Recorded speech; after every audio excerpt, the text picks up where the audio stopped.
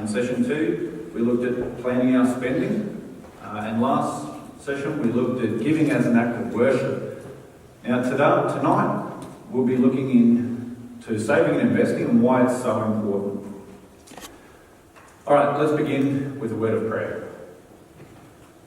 Father in heaven, Lord, it's such a privilege, Father, to be your steward, to be your manager of all your blessings and everything that you've given us, Father. And Lord, I just pray that as we open your word and study your word, Lord, that your Holy Spirit may be poured out upon us, that your wisdom and knowledge and understanding may be poured out upon us, Father, as we seek to become better stewards of you.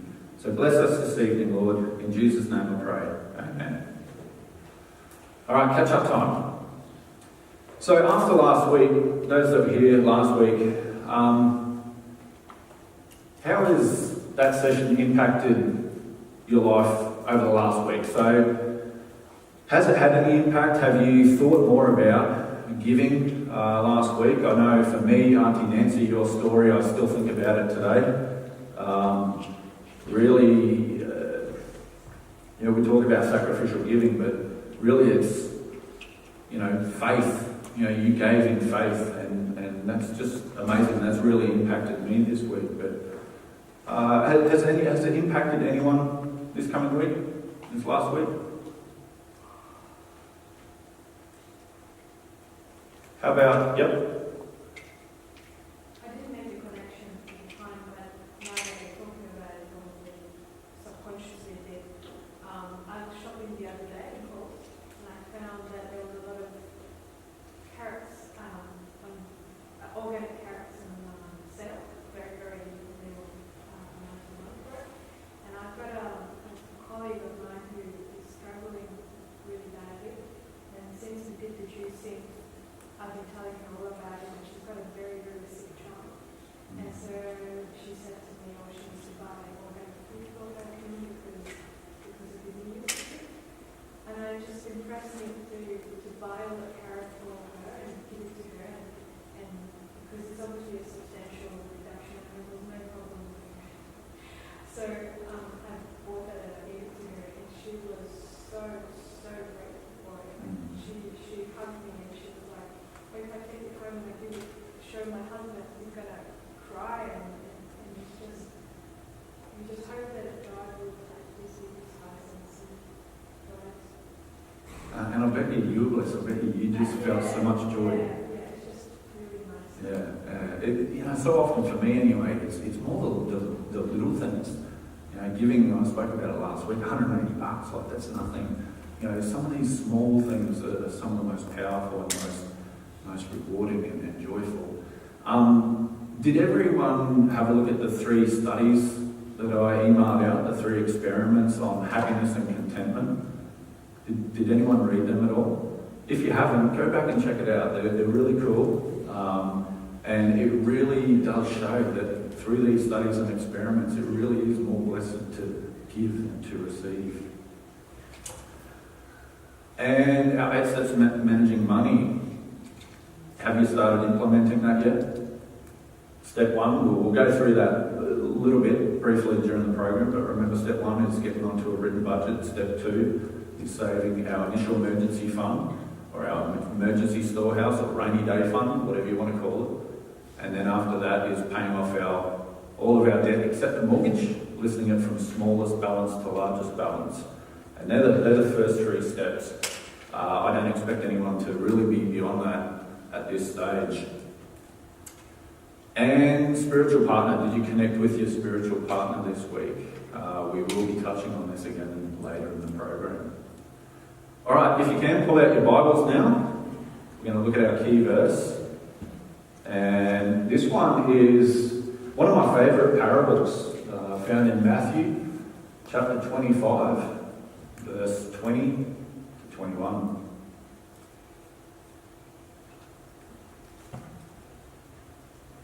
And if someone's there, if you just put your hand up and, just put your hand up and just let us know what version you're reading from, and then read that.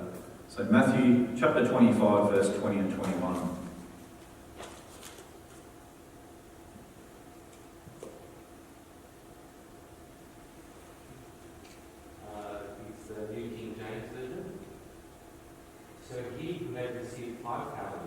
came and brought 5 other talents, saying, Lord, you delivered to me 5 talents. Look, I have gained 5 more talents beside you. His Lord said to him, well done, good and faithful servant. You were faithful over a few things. I will make you ruler over many things. Enter into the joy of your Lord. Thank you. Does anyone have a different version? I'll share the New Living Translation, which says, the servant to whom he had entrusted the 5 bags of silver came forward with 5 more and said, Master, you gave me 5 bags of silver to invest, and I've earned 5 more. And then goes on to say, the master was full of praise. Well done, my good and faithful servant. You have been faithful in handling this small amount, so now I'll give you many more responsibilities. Let's celebrate together. All right, let's get into our video. Thanks, Jared.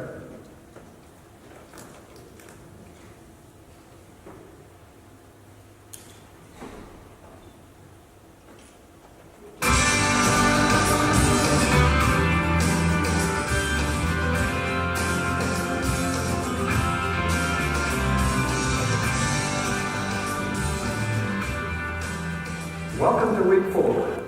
This is the 4th session. And this week we're going to talk about saving and investing. And I'm excited about this. I'd like to begin with a story of a young couple that I counseled with not too long ago. They approached me saying that maybe I could help them plan for the future. And I said, well, tell me about your situation. They were both school teachers. They were both 30 years old. They'd been married about 5 years. They owned a condominium. They had a mortgage on that. They didn't have any car debt. And they had been saving the wife's salary since they had been married. So they had about $40,000 or $50,000 set aside for future needs. And I asked them what they were doing for the future. And they said that they were putting about $5,000 per year into their retirement plans. Their IRAs or 403Bs, 401Ks, whatever kind of retirement plan it was that they had. But they were setting aside about $5,000 a year. And they were telling me that they'll never be able to retire. They'll never be able to afford to retire because of living on teacher salaries. And at one point, it was going to be one teacher salary.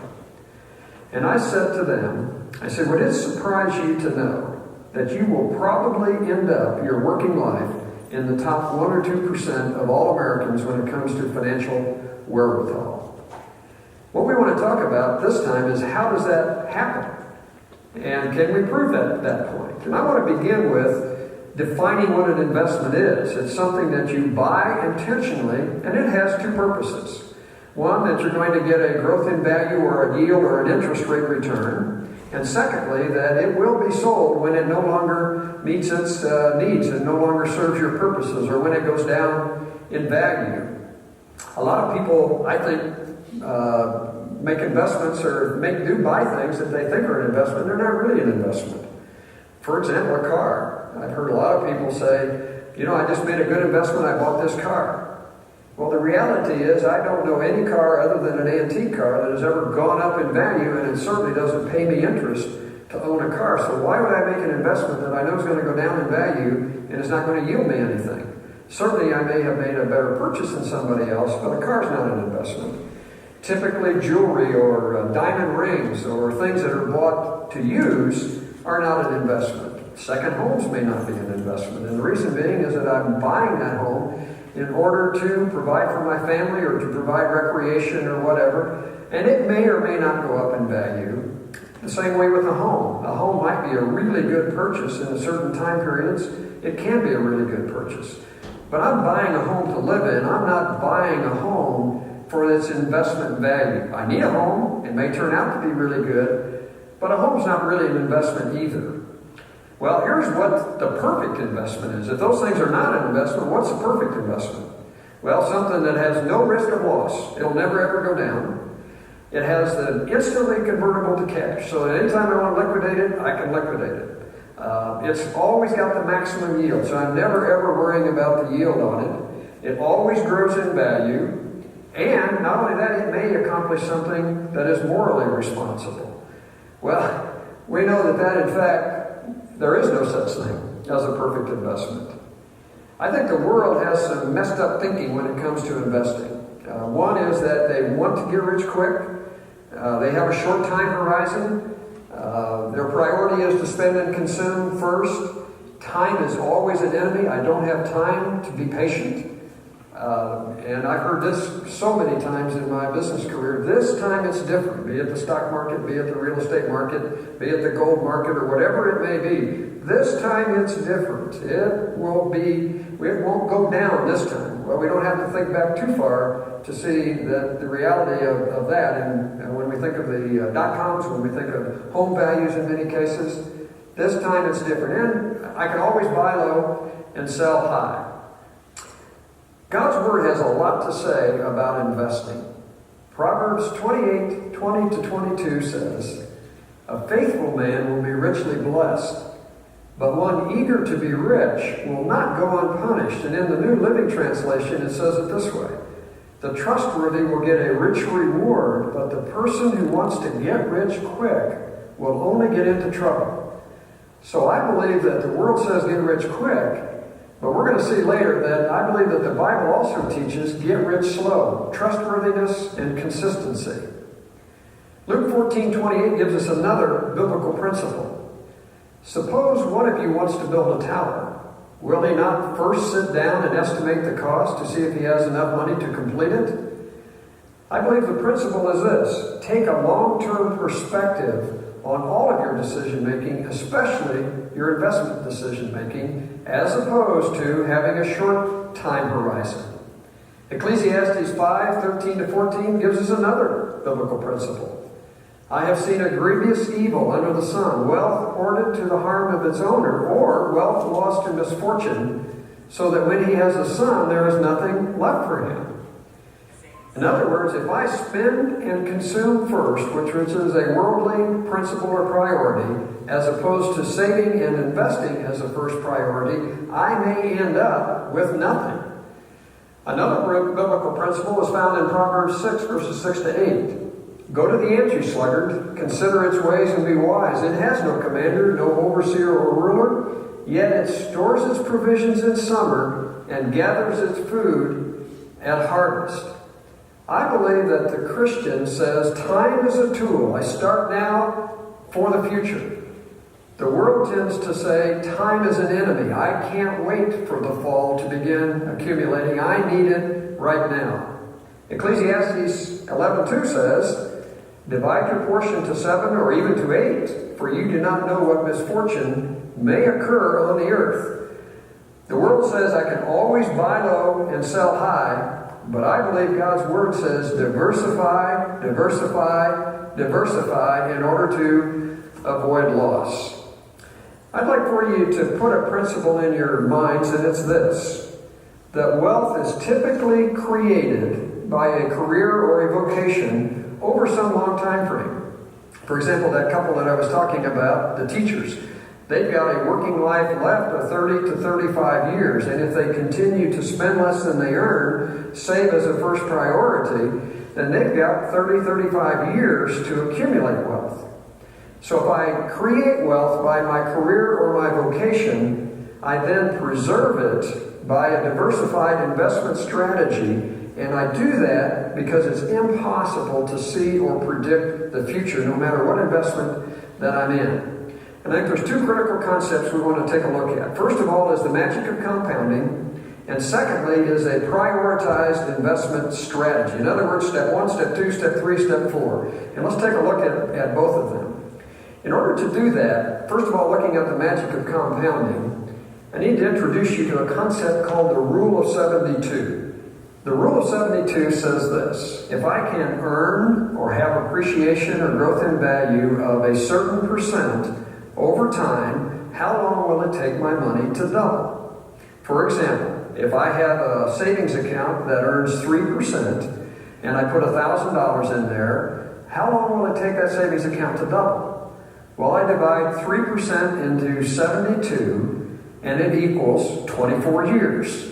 So I invest $1,000, and in 24 years I have $2,000. Now, if I double my interest rate from 3% to 6%, that means that the money will double 6% divided into 72 in 12 years. So in 24 years, it doubles twice. And that seems to make sense. So I invest $1,000. In 12 years, I have $2,000. And in 24 years, I have $4,000 at 6% compared to $2,000 at 3%. Now, here's where the magic of compounding comes in. Let's assume that I double that interest rate again to 12%.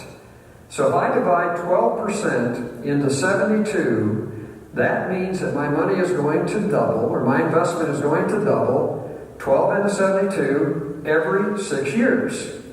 So when I look at that same 24-year time frame, my money doubles in 6 years, it doubles again in 12 years, it doubles again in 18 years, and it doubles again in 24 years.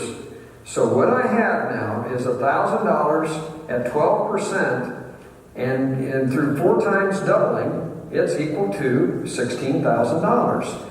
In other words, I doubled and I got a 4 times increase. That's called the magic of compounding. And here's some observations. As the earnings rate is doubled, there's a geometric increase in the amount accumulated. Now, don't get lost, if you will, in all the math at this point. I'm trying to make a point that I think you'll see when we get to the compounding charts. Because here's what happens on the compounding.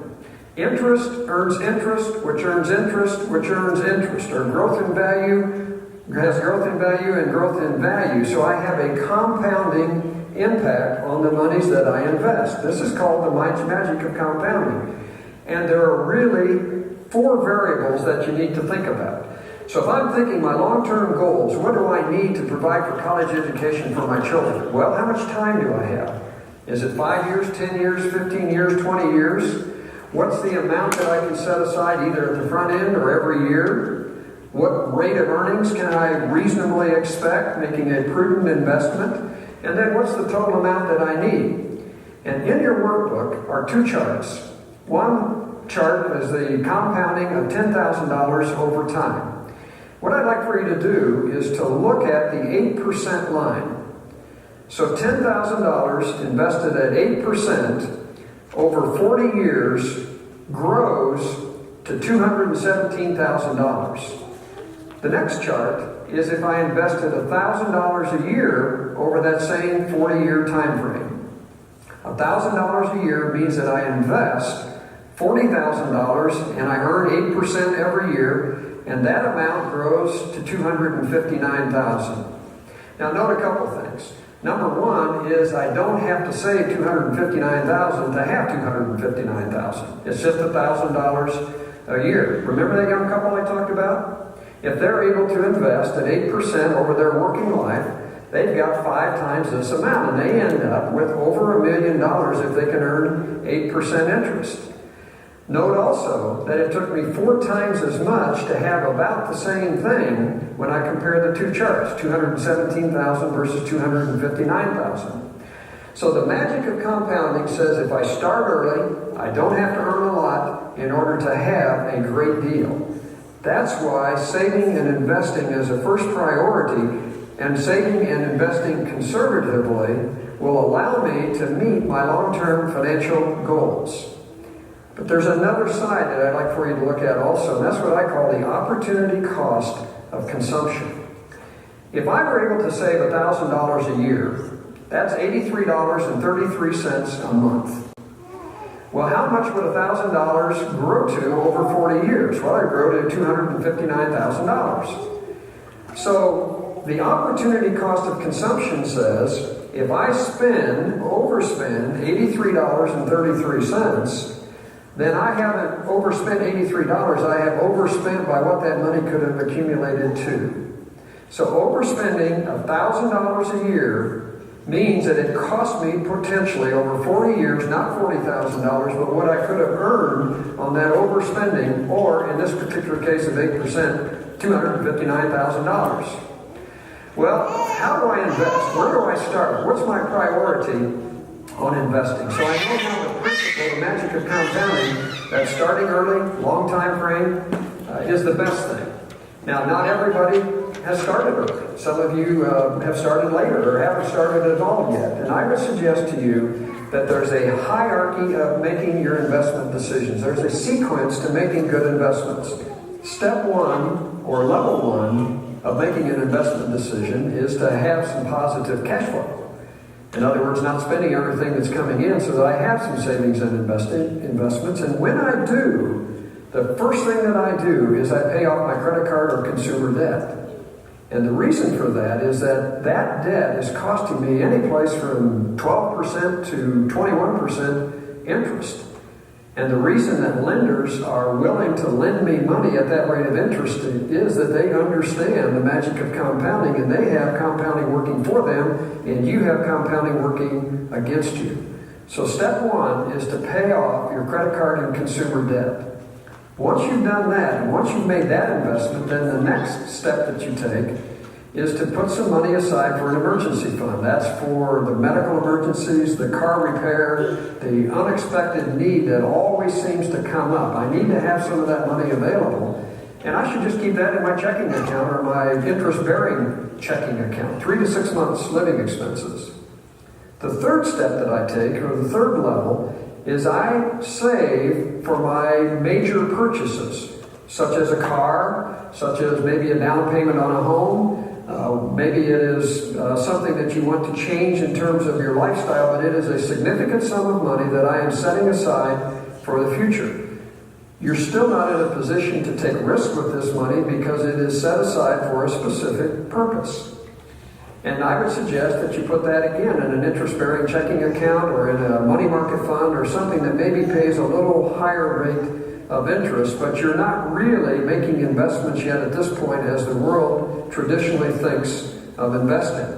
Level 4 or step 4 is to diversify your investments to meet long-term needs. This is where you start doing traditional investing. Maybe you're using mutual funds. You're probably seeking some professional counsel at this point, but you're saving for the long term. It is college education, it's financial independence, maybe it is paying off your home mortgage. There is some purpose that says, I know where this money is going to go, and I am saving or investing for that particular purpose. You're really not in a position yet to be able to lose that investment, but you are taking some more risk than what you were in levels 1, 2, and 3. Level 5, or step number 5, is where we have experienced and active risk-taking. This is really only a level that somebody who has already met all of their long-term needs has arrived. They have money that they can afford to lose, and therefore they can afford to take more risk. One of the things that I've seen is an awful lot of people want to enter the investment game, if you will, at level 5 when they haven't gone through steps 1, 2, 3, and 4 yet. Nobody should even attempt level 5 until they have met all of their long-term needs, paid off their credit card debt, have an emergency fund, and have saved for their major purchases. Before you invest, I would suggest that you ask yourself these questions. What are our reasons for making this investment? Is it providing for my family? Is it to meet a future need? Secondly, how's my attitude? Am I driven by greed or pride or fear? Or am I driven by a long-term strategy? Another question, presuming upon the future. Additionally, will I create anxiety by making this investment? You know, you should never invest beyond the point that you can sleep. So if I am creating anxiety for myself by making this investment, I shouldn't be there. And then lastly, if you're married, I would suggest to you that a husband and wife need to be in total and perfect unity on their investment decisions. I was speaking to a group of professional football players a number of years ago, and I said husbands and wives need to have unity when they come to making their investment decisions. And I noticed sitting in the back of the room was a wife of one of these professional football players, and she was weeping. And afterwards, I got to talking to her, and she said that her husband had played on 3 Super Bowl teams, had made a lot of money, had retired from football, and had a one-time opportunity for an investment that couldn't fail. She didn't feel comfortable about it. He went ahead and made the investment, and now they were bankrupt after playing on 3 Super Bowl championship teams. You know, when it comes to husbands and wives, God gives us a spouse in order to complete us, and we need to rely on our spouses. I think a lot of times men and women think differently, they feel differently, and that's why they're in a marriage situation. Those of you that are not married, maybe you're divorced, maybe you're widowed, maybe you're single and haven't gotten married yet, I would suggest to you that finding somebody to counsel with would be a really good idea in terms of making investment decisions. In fact, here are some principles. First of all, what are your written financial goals? Secondly, do you seek wise counsel? Is there somebody that you can rely on? Third, do you have a long-term perspective on your investments? Are you willing to diversify? Consistency is essential. Don't make haste to get rich quick. Avoid anything that's risky. And I would say this, never ever borrow to invest. If you have to borrow to invest, it is not a good decision because you're putting yourself at risk because you do have to repay the amount borrowed. Monitor your anxiety. Establish limits on the amount you invest. In other words, don't get so hung up on investments that you're not providing for your family in order to invest. And once again, spousal unity is essential. Now, question's going to come up. Well, where can I get all of these interest rates? And I would suggest to you that you need wise counsel. You probably need professional counsel when you reach stage 4 and stage 5 in your investing. Look for godly counsel to make your investment decisions. Proverbs 15:22 says, "Plans fail for lack of counsel, but with many advisors they succeed." We've covered a lot of territory in the last few minutes. And as you get into your discussion, I'll encourage you to kind of hang in there, keep working at it, and to look for godly counsel that will help you think through these concepts that we talked about. I know it's going to be a wonderful time, and may our Lord bless you.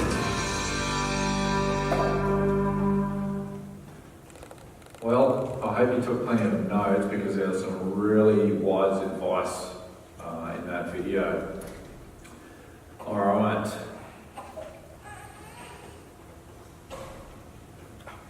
So I just want to share a few Bible verses. Proverbs 13:11, dishonest money dwindles away, but whoever gathers money little by little makes it grow. We got Proverbs 21:20, the wise man saves for the future, but the foolish man spends whatever he gets. Proverbs 30:25, the ants are a people not strong, yet they prepare their food in the summer. Proverbs 21:5, the plans of the diligent lead to profit as surely as haste leads to poverty. Now I've got a question to ask you. Put your hand up if you want to be a multi-millionaire. Few hands go up. Okay, normally when I do this, everyone puts their hand up. Those same people that put their hands up, who believes they'll be a multi-millionaire? Yeah, I know you do, Sam. Alright, so this is where the hands go down. So let's have a look at this. Before we get there, everyone knows this guy, Albert Einstein, yeah? So Albert Einstein says that compound interest is the most powerful force in the universe. It's the greatest invention the world has ever produced. And over here, he says it's the 8th wonder of the world, and importantly, he says those who understand it, earn it. Those who don't, pay it.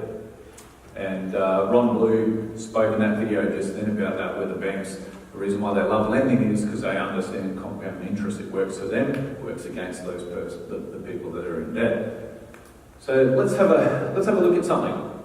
Now let's say you started with whether this is inside your superannuation or outside your superannuation, I don't really care. But let's say you started with $20,000 and you could invest $400 a month or $4,800 a year. And let's say you started doing this from the age 30 through to age 65, retirement age. Let's say you had an annual compound return of 10%, and shortly I'll show you what the market's done over the last 30 years and over the last 118 years. But let's go with 10%, and let's say that your funds are only compounded once a year, not monthly or biannually or whatever. 35 years later, what do you think your money will turn into? Any ideas? Any guesses? Yeah, you already know this, so shush. Any ideas? What do you think? 1.2 million? Any other guesses? 1.99 million. So if you can save $400 a month over 35 years, put it into the market, you'll be a multi-millionaire. Now let's say, and this shows the power of time in compounding, let's say you started 5 years earlier at the age of 25. Same figures, at 1.99 is now 3.24 million. Let's double that. Let's say you started with a $40,000 balance or principal, and then you're able to save $800 a month. Just under $6.5 million. Everyone knows this guy? No?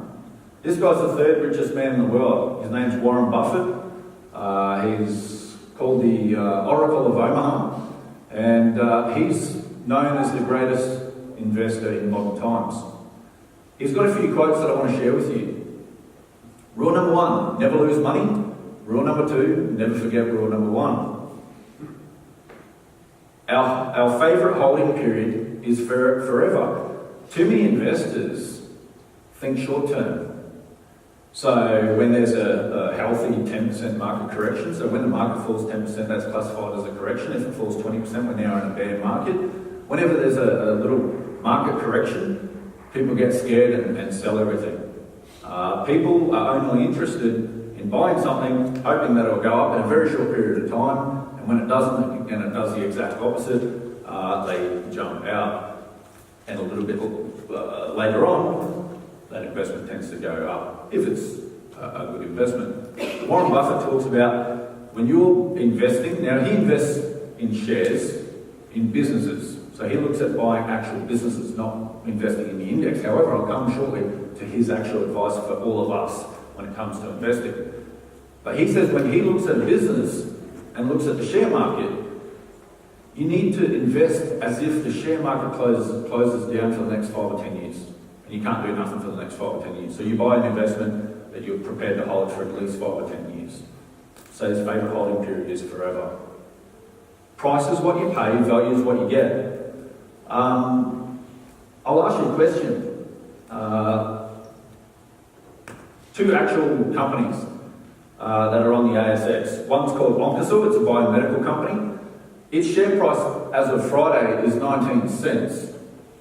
CSL, Jared, how much was CSL on Friday? 224, I think. $224 a share. Which one do you think is cheaper?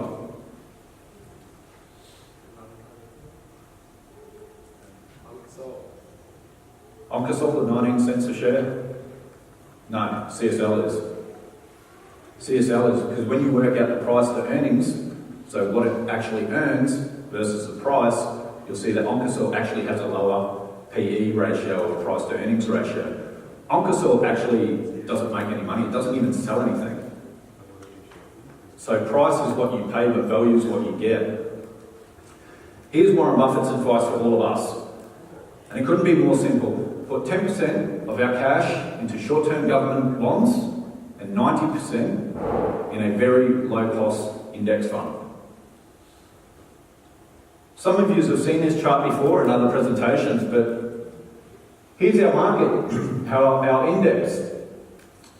So in 1984, if you invested $10,000 into the market and then closed your computer down and went about your life for the next 30 years, and all you did, so you didn't add any other contributions, the only thing you did was reinvested any dividends if there were dividends being earned on that. 30 years later, in 2014, that $10,000 would be $278,615. So if that was $100,000 here, and then you went away and did whatever you did for 30 years and went, oh, I wonder what my balance is. Nearly $2.8 million. Now that's taken into account the 1987 stock market crash, which crashed in one day in October, 25%. It includes the early 90s recession, the late 90s Asian financial crisis, the 2000 dot-com bubble, the 2001 terrorist attacks, and the 2008 global financial crisis. So it takes into account all of that, yet it's still turned that $10,000 into almost $280,000.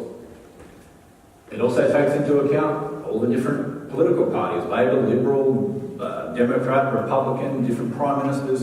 It doesn't matter. Jared, can we just bring up that PDF for a second? Oh, by the way, that market, so from 1984 to 2014, our market averaged 11.7% per annum. I'm just bringing up a PDF. So this is the Australian share market since 1900. So 118 years. Just scroll up a little bit for me, Joe. Sorry, the other way. So, since 1900, the Australian share market has returned an average of 13.21% per annum. In those years, so what, 118 years, 96% or 96 of those years grew. They were positive. Only 22 of those years were negative. Yet negative sells. Negative sells were one of the main reasons people don't invest is simply because they think it's gambling, or you're going to lose your money, or watch the newspaper, read the newspapers, watch the news, and everything. Look, Michael McCarthy is the head chief market strategist at CMC Markets, and he's on ABC, he's on Sky Business, he writes for different newspapers, and he'll tell you, don't believe anything you read in the newspapers or on the news. The producers and editors actually beg him to write negative things, scary things, because that's what sells. Simply saying, well, the market's on track to go up 11% this year or something, doesn't sell. Doesn't sell. And so many people let fear stop them from investing. But we can see over the last 30 years, over the last 118 years, the market has averaged between 11.7 to 13.21%. We go back to the presentation.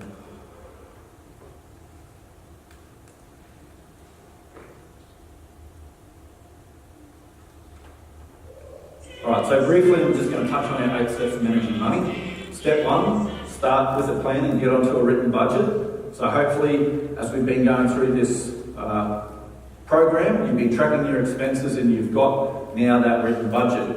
Also at step 1, our giving start. So that's just a given, right? Step 2, start our emergency storehouse of $2,000. Once again, this is because we're done with debt, all right? So we want to make sure that if something happens, that car transmission goes or washing machine goes, instead of having to go put it back on the plastic, we've got the cash to do that. Now, it's not our fully funded emergency storehouse; it's just our basic one. Then we're paying off our debt, except for the house. And from smallest balance to largest balance, forget about the interest rate or repayments or anything like that. Smallest balance to largest balance, we're using that debt snowball to build momentum to get out of debt. And we're going to touch more on that next week. Step 4, this is our fully funded emergency storehouse. So that $2,000 emergency storehouse, we start building on that, which is about 3 to 6 months worth of expenses. Mostly I see people get to 3 months and they jump straight into step 5, which is fine. Invest 15% of pre-tax household income into retirement savings. This is where we're starting to invest now. Save for the kids' tertiary education if applicable. Pay off the home.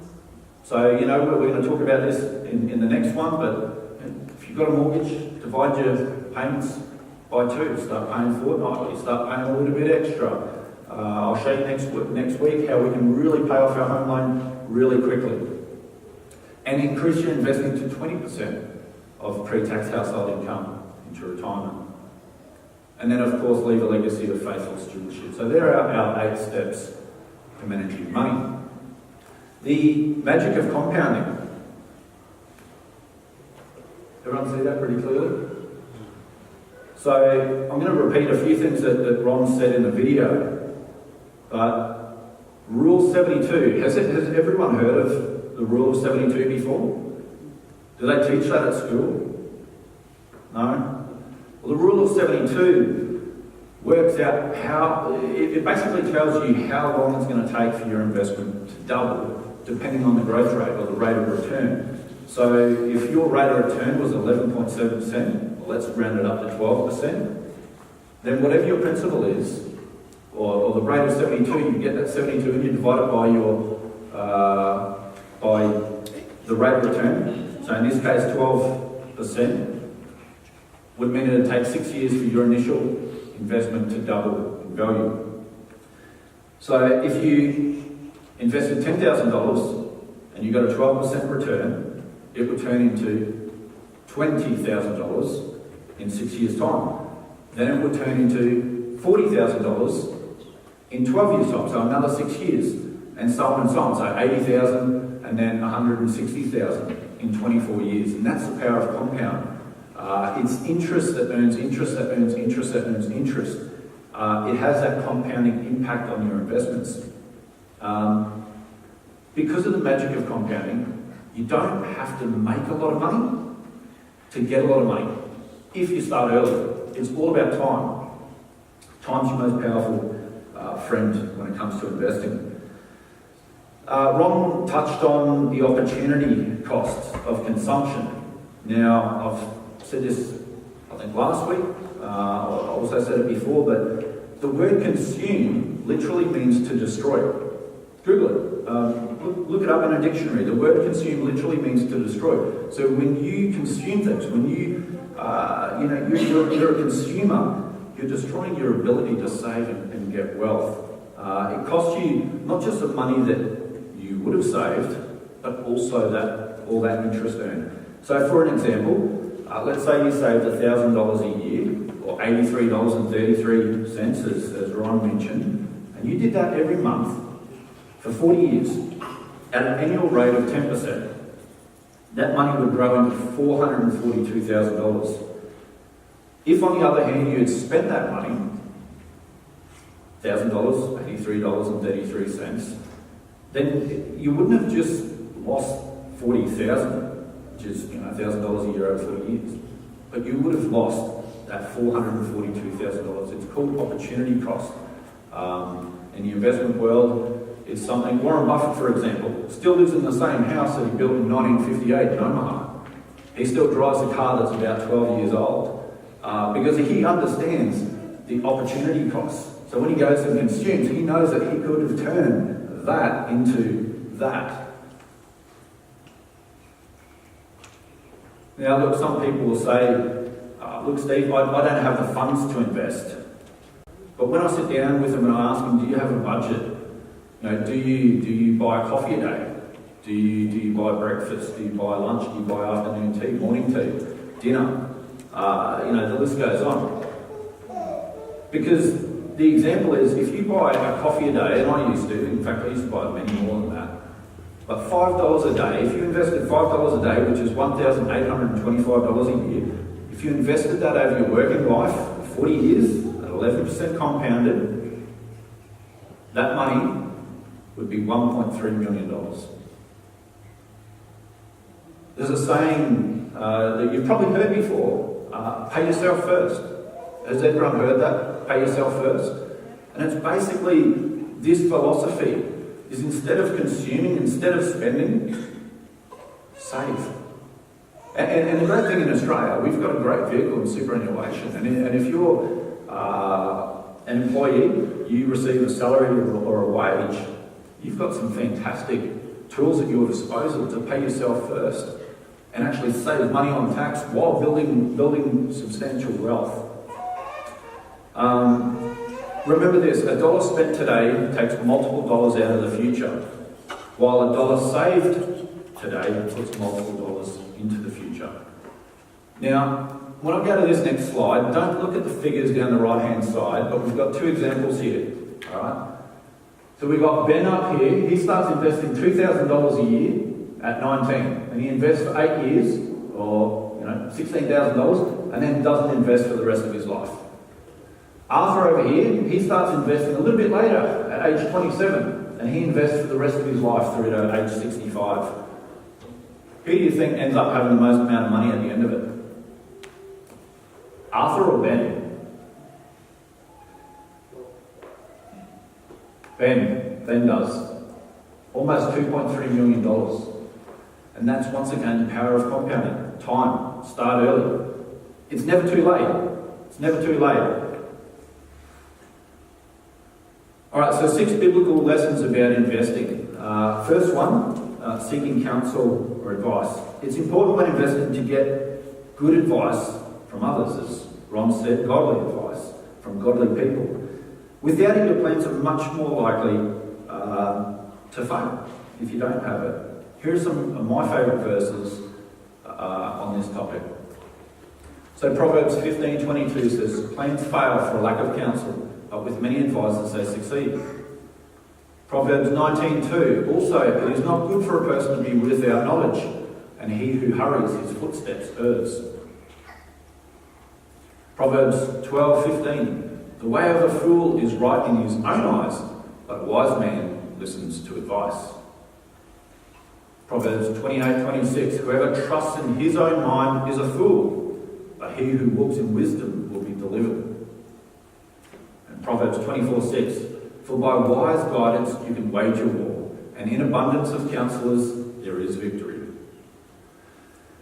The Bible makes it clear that it is wise to work hard and plan ahead for your future. Don't get caught unaware because you failed to plan ahead. If you plan on retiring someday, make sure you plan ahead and invest for that retirement. Here are my favourite verses on this topic. Proverbs 13:16, "A wise man thinks ahead, a fool doesn't, and even brags about it."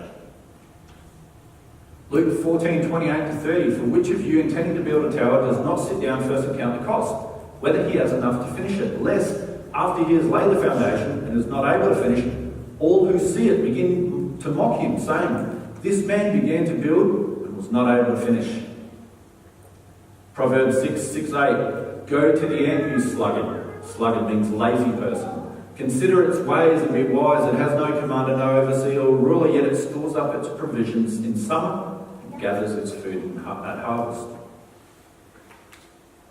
Proverbs 16:9, "In their hearts humans plan their course, but the Lord establishes their steps." Proverbs 27:23, "Be diligent to know the state of your flocks and attend to your herds." In other words, have a clue what you're doing, have a plan. The next one, Proverbs 14:29, "He who is impulsive exalts folly." Proverbs 24:27, "Prepare your work outside and make it ready for yourself in the field. Afterwards, then build your house." So you can see the Bible says a lot about this.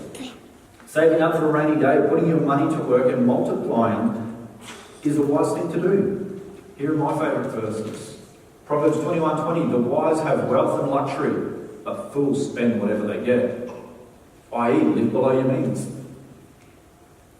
Proverbs 21:5, "The plans of the diligent lead to profit as surely as haste leads to poverty." Most people that get involved in get-rich-quick schemes, we know how that ends up, don't we? Matthew 25:14-30, we'll touch on this shortly.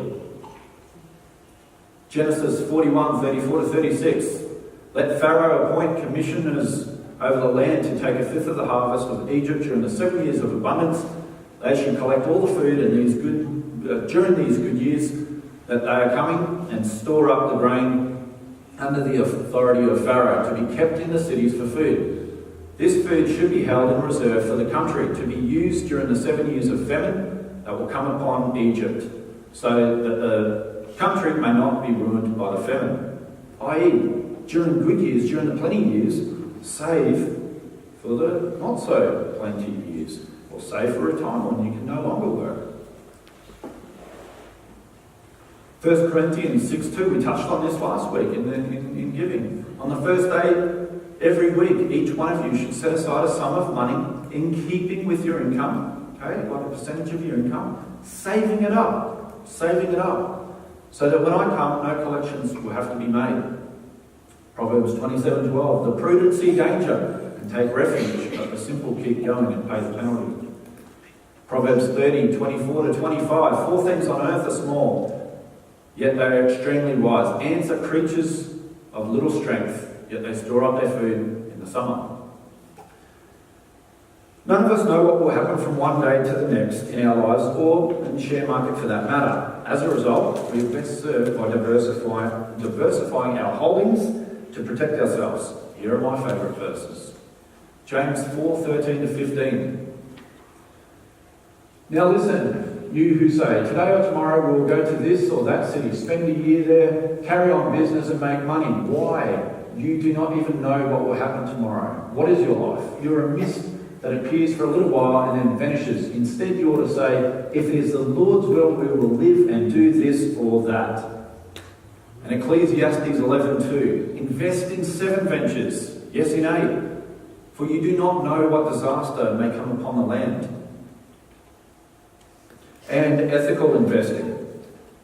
Now, when we engage in business or when we invest, we are called to be faithful and to deal justly. We need to invest ethically and in a way that doesn't harm others. Remember, we're managing His money. Here are my favourite verses on ethical investing, found in Ecclesiastes 12:13. Now all has been heard. Here is the conclusion of the matter. Fear God and keep His commandments, for this is the duty of all mankind. Proverbs 13:11, dishonest money dwindles away, but he who gathers money little by little will make it grow. Proverbs 28:20, a faithful man will abound with blessings, but he who makes haste to be rich will not go unpunished. Proverbs 16:8, better is a little with righteousness than vast revenues without justice. Leviticus 19:13, you shall not oppress your neighbour nor rob him. The wages of a hired man are not to remain with you all night until morning. Meaning pay your wages if you're in business, pay your staff's wages. Alright, we've got Psalm, well with a man who deals generously and lends, who conducts his affairs with justice. Proverbs 22:16, he who oppresses the poor to make more for himself or who gives to the rich will only come to poverty. Luke 16:10, he who is faithful in a very little thing is faithful also in much, and he who is unrighteous in a very little thing is unrighteous also in much.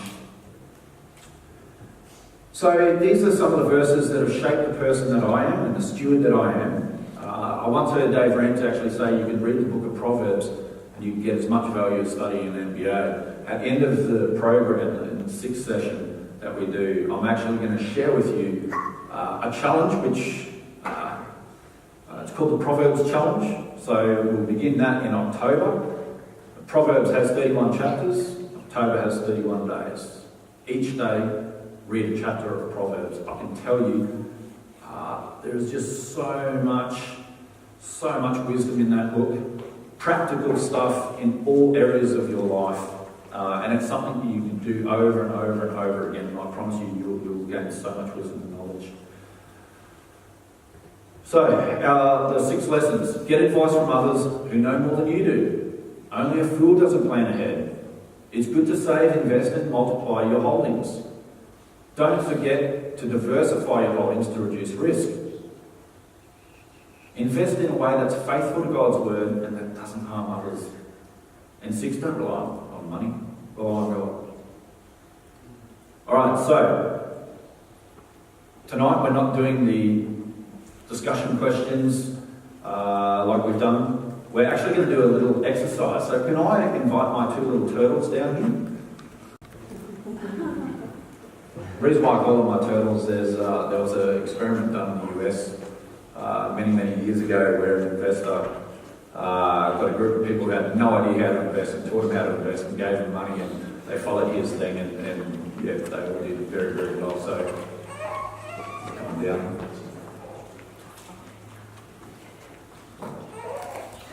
Jared, can we get a mic for these 2?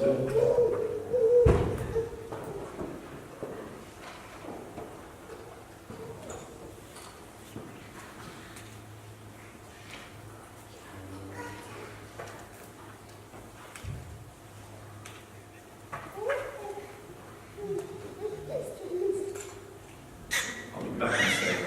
Just grabbing this mic.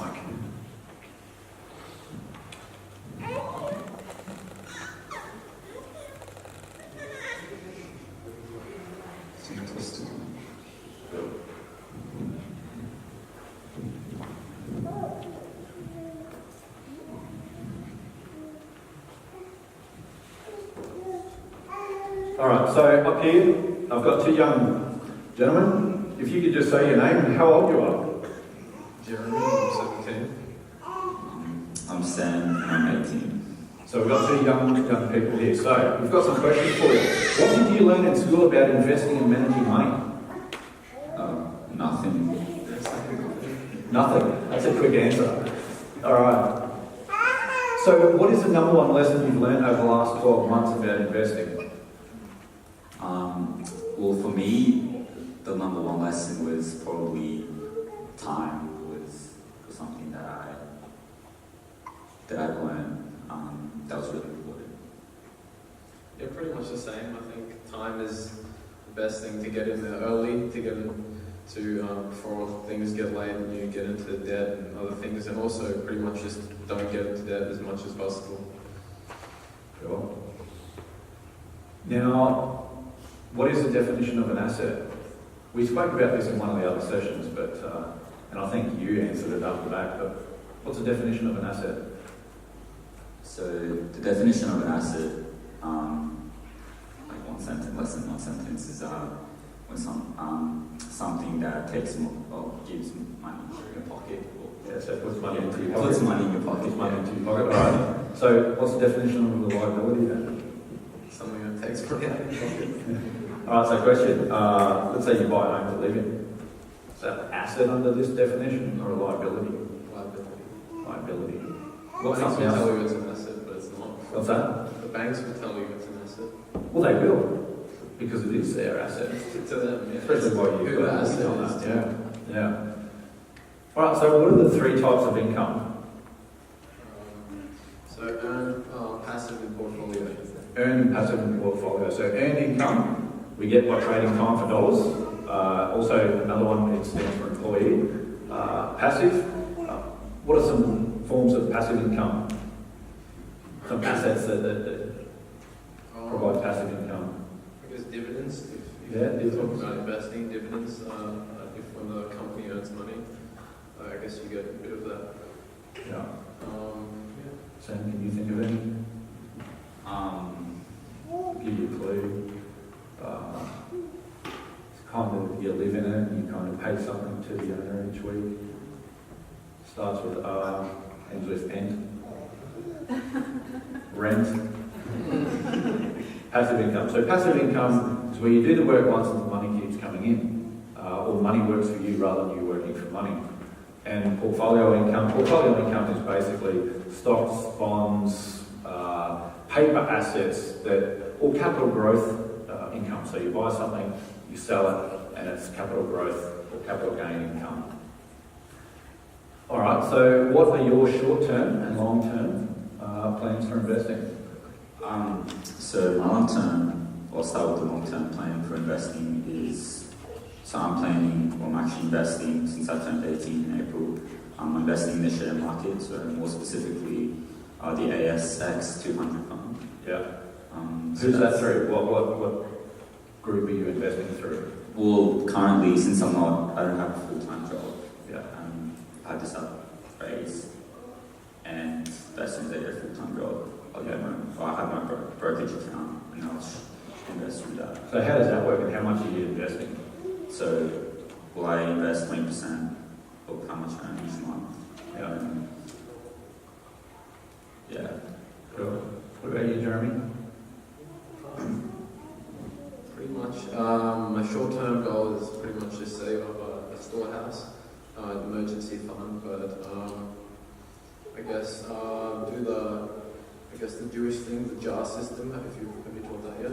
Yeah, we've spoken about Yeah. that. So pretty much, 10% save, 20% invest, 50% live off, and tithing 10% and offering 10%. But my long term is, I guess, when I do turn 18, that I have all this money that I have saved up, that I can start investing and get in early. Are there any investment strategies that you're either doing or that you're currently learning? So one of them is like covered calls, which runs off options. So pretty much Don't worry, I've got a question in a minute that's actually going to ask you to explain what is a company called. Well, another one is naked puts, which is pretty much you could think about it like insurance. You go to someone that owns 100 stocks in Woolworths, and pretty much if it goes down, and let's say it's right now it's at $15, and you say if it goes down to 14 or 13 or whatever, you have a set price. and a set time this contract lasts, so let's say a month. So if it goes down to $13 within the month, I'll buy all your shares at $15. But for that to happen, he has to pay you a weekly money, or you can have $100 weekly, $100, $200 weekly. So like any insurance, you pay a premium. So you provide insurance, you get insurance for your car. If you crash it or it gets damaged, the insurer will cover it, right? So that's what he's offering these people if their shares go down. He's offering that insurance. But in the meantime, you've got to pay a premium to the insurance company for insurance. Well, they've got to do the same thing to him. They've got to pay him money. So it's a form of cash flow, right? Yeah, and if it doesn't go down, then you'll just make money out of it. Correct. All right. Why are you interested in saving and investing at such a young age? Because not many young people are interested in this. Well, I guess it's because, well, as soon as you start, the earlier you start, the better. I guess going back to the previous, we were talking about time. But I guess we just have a head start, and we're knowing that we're so young. Like, I'm 18, he's 17, it's just, we know that we have like another 60 years. Yeah, and then, yeah, so that's, we know that in the future we'll earn, I guess, a lot more income ultimately. For me, it's like, well, money's all around you. Why wouldn't you be interested in the thing that we need and live off? And so the question is, why isn't people more interested in this? Cool. All right, what advice would you give other teenagers or even us adults about investing? First, stop spending all your money that you get from Macca's. Pretty much just start learning, getting things off YouTube. Ask your family, ask your friends. Save up some money so when you do know and understand things that you can put some money in. Oh, I just don't start tomorrow, start now. Start now. Yeah. So it's never too late. Never too late. All right, Jeremy, this question, final question, it's directed to you. You're excited about cover call writing. You've explained briefly what a naked put is. So what's a cover call? Cover call, let's say I own 1,000 shares in Woolworths again, and so I'll have 10 options, because 1,000 shares is 10 options, which is... So one option is 100 shares.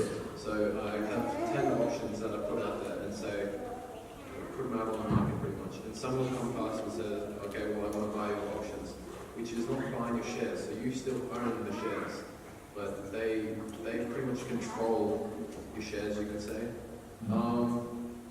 But let's say it was $5 or $15, and it goes up to $16, $17. He can buy it off you for $15. So Once again, he's paying you a premium. yeah, exactly. So he also pays you a premium, and you're earning money. Why not just, it's better to not just sit there with your shares, but know what you're doing with them necessarily. Yeah, cool. Well, thanks, guys. That's it. Appreciate it.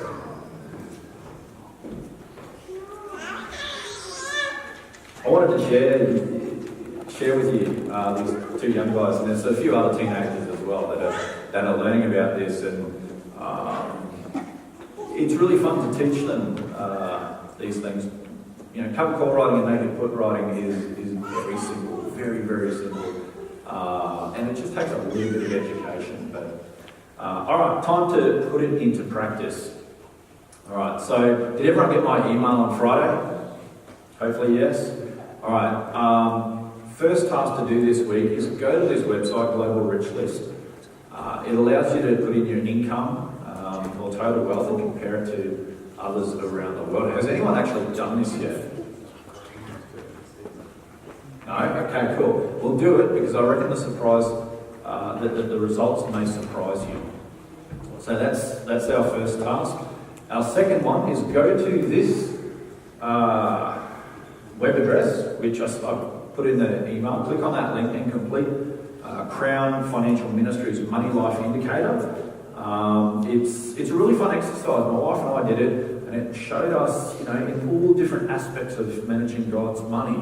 It gave us a score and showed us where we're doing well and where we're maybe need to do a little bit of improvement. And you'll be able to download a big report. I've actually got it on my phone, and I was going to bring it up and show you, but didn't know how we're going to go for time. But it's a really cool report, so do that. It's a good fun exercise. It doesn't take you too long. The third thing, we spoke a lot about compounding tonight. So I want you to go to ASIC's Money Smart Compound Calculator, and all the data and the results that we've done, we've used off this calculator. Play around with it. Have a look at what your nest egg could look like in the future, whether you're 5 years away from retirement, 20, 30, whatever. Play around with it. Play around with the annual returns, whether 8%, 9%, 12%, and that time period. And use the data that you do in that to put into our investment program for it. So I attach that. I'll send out another email tomorrow with all these details again, and put that into our investment program for it. All right, as I did last week, I shared some of my favourite books. Some of my favourite books on investing. So the first three that I'll probably recommend for all of you would be Money Secrets of the Rich by John Burley, The Automatic Millionaire by David Back. David has also written a book called Smart Couples Finish Rich. So if you want to do this as a couple, he's written a book called Smart Couples Finish Rich. And if you're a bit older, he's also got a book called Start Late, Finish Rich. But it's all around the same concept of what's in this book. So, this was his original book. And you've heard me talk in previous presentations, and I'm actually going to mention it later on in next week, is the habits of millionaires, what actual millionaires do. And two big studies that have been done on millionaires in the US. One was done by Dr. Thomas J. Stanley and William Denko, and they collated all that data into this book called The Millionaire Next Door. You can actually pre-order now a book that comes out on the 1st of January by Dave Ramsey and Chris Brown. No, not Chris Brown. Dave Ramsey and his other fellow that works with him. His name's just escaping at the moment. So you can pre-order that. And that one has actually gone into an even bigger study. So it's moved on from this one. And they've done the biggest study in millionaires that anyone's ever done in America, and that's coming out on the 1st of January. So they would be my three that I would recommend, because as Ron touched on, there's kind of levels of investing you get to. You don't just jump straight to level 5. There's these levels that you get that you have to go through, and so those three there would be my pick. If you have got some experience with investing and you want to start buying individual shares in businesses, then Peter Lynch's Learn to Earn, very easy read, and his other book, One Up on Wall Street, I'd recommend. Peter was the fund manager at Fidelity for 20 years and averaged 20% return over that 20-year period, which is exceptional. The Essays of Warren Buffett's a good book. This book's really tiny, really tiny, and goes into some stuff about Jewish people, and also some studies. Actually mentions Seventh-day Adventists in that book, so which is interesting. I won't tell you about it, but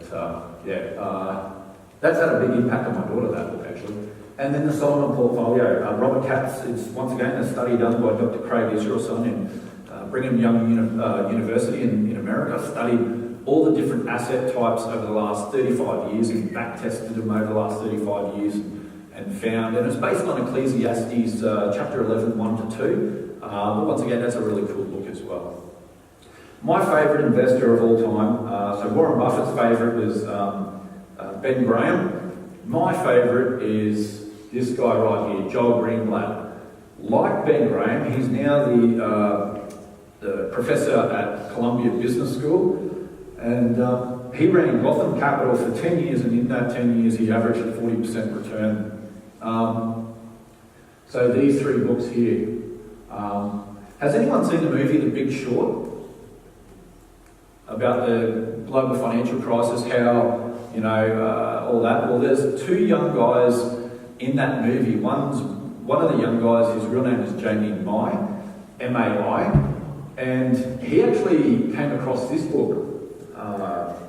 Can't remember, it was either on someone's dining table or something, and he picked it up and read it and found I guess you'd call it a strategy. They called leap options, and something I love leap options. They're so good. They're just long-term call options, and using them in the right situation. And he used those leap options during that period during the GFC when the property market was about to crash. A couple other books I really like: The Intelligent Option Investor, Get Rich with Options, The Lazy Trader, Investing for Monthly Income. It's kind of what Jeremy was talking about. This guy here, Neil Godwin's actually a client of mine. I've known him for about 15 years. He's been a trader investor since about 91, so however long that is.